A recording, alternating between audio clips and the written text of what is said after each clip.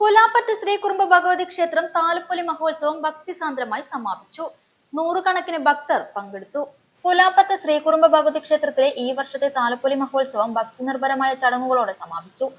7 ദിവസം നീണ്ടുനിന്ന ഉത്സവത്തിന് പഞ്ചാരി മേളത്തിന്റെ അകമ്പടിയോടെ നടന്ന താലപ്പൊലി എഴുന്നള്ളിപ്പോടെയാണ് തിരശീല വീണത്. പുലാപ്പറ്റയുടെ ഉത്സവലഹരിക്ക് സമാപനം കുറിച്ച് ശ്രീ കുറുമ്പ ഭഗവതി ക്ഷേത്രത്തിലെ താലപ്പൊലി മഹോത്സവം ഭക്തിസാന്ദ്രമായി ആഘോഷിച്ചു. കഴിഞ്ഞ ഡിസംബർ 27 വൈകുന്നേരം നടന്ന കൊടിയേറ്റത്തോടെയാണ് ഉത്സവ ചടങ്ങുകൾക്ക് തുടക്കമായത്. തുടർന്നുള്ള ദിവസങ്ങളിൽ ക്ഷേത്രമുറ്റത്ത് വൈവിധ്യമാർന്ന കലാപരിപാടികൾ അരങ്ങേറി. ഡിസംബർ 27 മുതൽ ജനുവരി 2 വരെ ദിവസേന തൃക്കാല പൂജയും ചുറ്റുവിളക്കും ക്ഷേത്രത്തിൽ നടന്നുവന്നു. ഓരോ ദിവസവും നൂറുകണക്കിന് ഭക്തജനങ്ങളാണ് ദർശനത്തിനായി ക്ഷേത്രത്തിലെത്തിയത്. സമാപന ദിവസമായ വെള്ളിയാഴ്ച വൈകുന്നേരം പഞ്ചാരി മേളത്തിന്റെ അകമ്പടിയോടെ നടന്ന താലപ്പൊലി എഴുന്നള്ളിപ്പ് ആഘോഷങ്ങൾക്ക് മിഴിവേകി.